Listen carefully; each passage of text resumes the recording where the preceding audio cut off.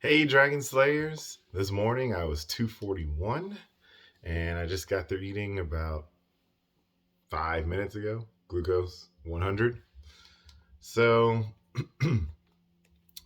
today's topic is all about me thinking that I could eat whatever I wanted to because I fasted. So, when I first started intermittent fasting, I thought to myself, awesome.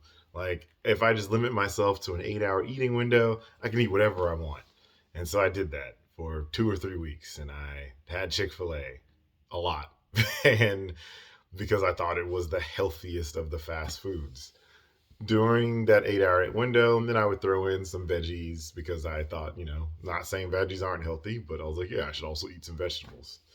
And I ended up gaining a few pounds, and that was a huge shock to me.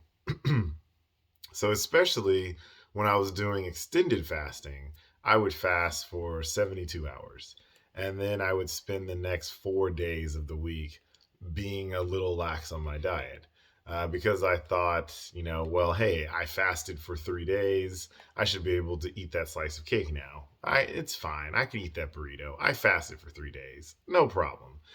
I wasn't pounding carbs and sugar by any means, but I was being more lax than I should have been.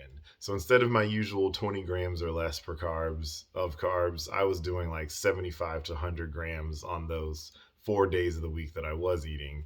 And for a young, healthy, like person who isn't insulin resistant and has never had insulin resistance, that's perfectly fine. That would be considered under 100 grams would be considered a low carb lifestyle, and that could probably work for the majority of people who have never been sick or insulin resistant to maintain weight and not ever become insulin resistant. But if you're like me, then I'm going to assume that the vast majority of my viewers are probably 20 to 30 pounds overweight.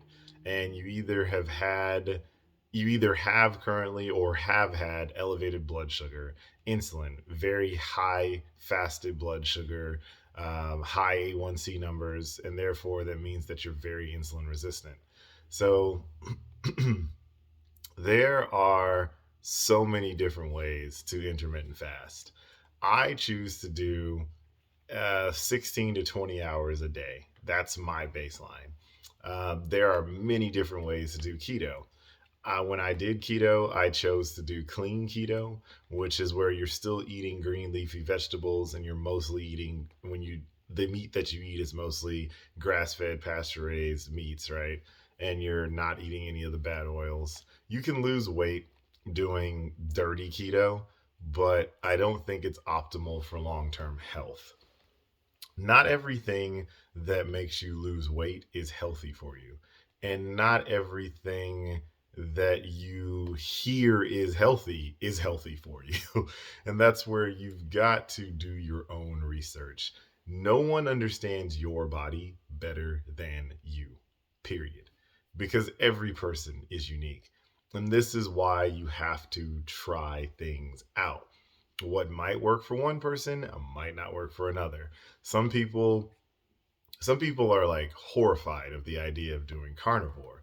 And hey, if that's not for you, try something that is more plant-based. You got to figure out it's all a balancing act, right? So on one side, we've got optimal health, and on the other side, we have death. I mean, death represents the worst health state you can possibly have. So everything that is between death and 100% optimal health is up to you, right? Where do you want to fall on that like pendulum or that range? Where do you want to fall? Obviously, most people don't want to be dead, but most people also don't care about being like Olympic level athlete 100% fit either. And so test, right? Test over and over and over and over again until you find the lifestyle over time that works for you. So I now do carnivore, but I would say I did carnivore for like a couple of like maybe a month or two, and I like it a lot.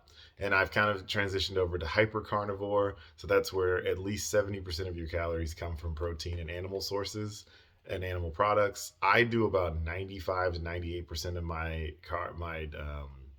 calories come from animal products. But I love veggies, right? I don't eat them every day, but when I'm in the mood for it, I want to be able to eat them. And I love to have potatoes and pasta on occasion, like once every few months. It's more complicated than just calories in, calories out. Calories in, calories out model, you can lose weight, but it's going to be harder to sustain that weight loss over time because the more you reduce your calories, the more your metabolic rate reduces itself. And there comes a point where you can't reduce your calories anymore. And so it's not a complete model, right? That's going to work for everyone over the long haul. It's more about your metabolic health and your hormones and getting that under control.